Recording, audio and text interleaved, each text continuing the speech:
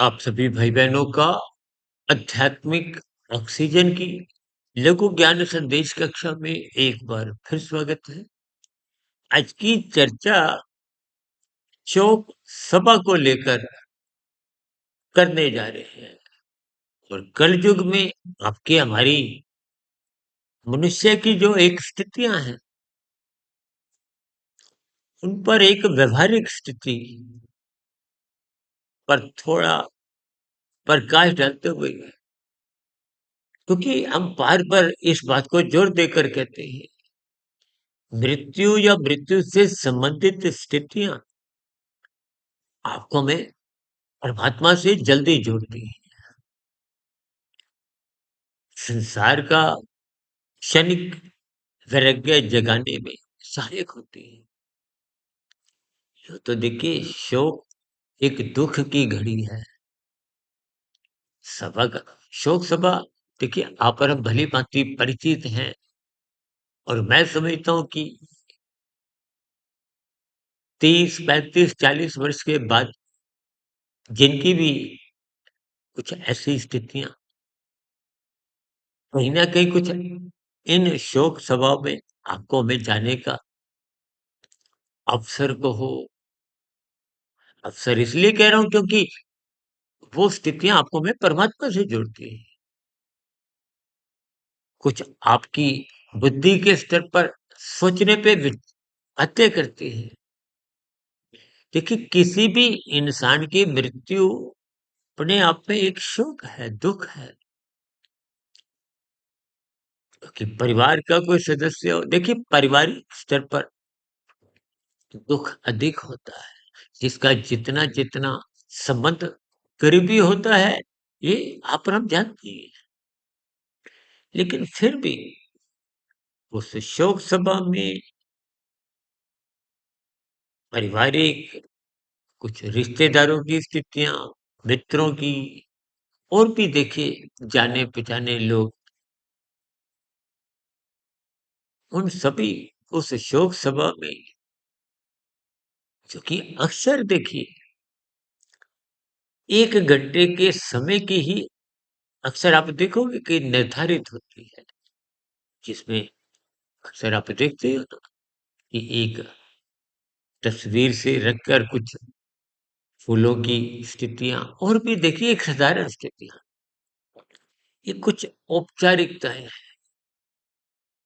परमात्मा की, आत्मा की, आपके मेरे शरीर की, संसार की कुछ स्थितियों पे चर्चाएँ होती हैं।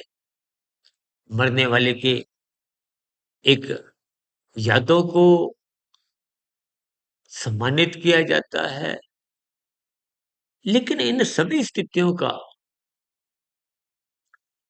आपको, हमको देखिए आज ब्याह-शादियों में डीजे की स्थितियों में तो आप और हम 1 घंटा नहीं, 2 घंटे, 4 घंटे क्योंकि हमारा देखिए आध्यात्मिक चैनल है। हम संसारी विषयों को भी उठाते हैं तो उनको आध्यात्मिक स्थितियों में ले जाने के लिए। क्योंकि इन शोक सभाओं में पारिवारिक स्तर पर तो स्थितियाँ मजबूत होती हैं, लेकिन एक साधारण संसारी मनुष्य है, लगभग अंतिम 10-15 मिनटों में ही ते ऐसी शोक सभाओं में कभी भी समय कोई विशेष बढ़ता हुआ दिखाई नहीं देता। यानी कि आप और हम सत्वगुण को एक सीमित स्तर पर ही रखते हैं, औपचारिक स्थितियों तक ही। जबकि रजोगुण को विशेष स्तर पर बढ़ाते हैं। बढ़ाने में फिर बिगड़ता है कि स्थितियों से कुछ ज्ञान संदेश लेना है कि आपका बड़ा रुझान संसार की ओर है या परमात्मा की ओर है। लेकिन संसार में रुझान होना कोई अपराध नहीं है, कोई पाप कर्म नहीं है, बशर्ते आप अपने संसार को पाने के लिए दूसरों को पीड़ा नहीं दें। अब जैसे हम बार-बार कहते हैं ना लाल बत्ती पे रुको, दूसरों की हरी बत्ती का आदर करो। एक सहयोग की स्थिति है। इसलिए हम सभी भाई-बहनों को अपने भीतर झाँकना होगा। ब्रह्मांड की व्यवस्था, ये जन्म-मृत्यु की स्थितियाँ को समझना होगा।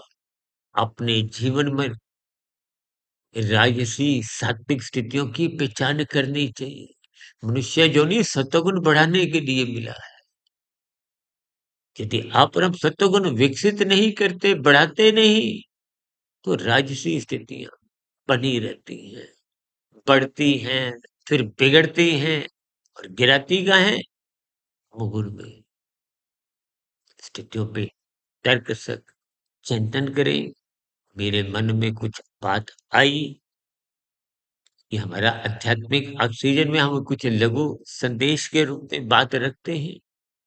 फिर भी कोई बात बुरी लगी हो तो उसके लिए हम क्षमा चाहते हैं।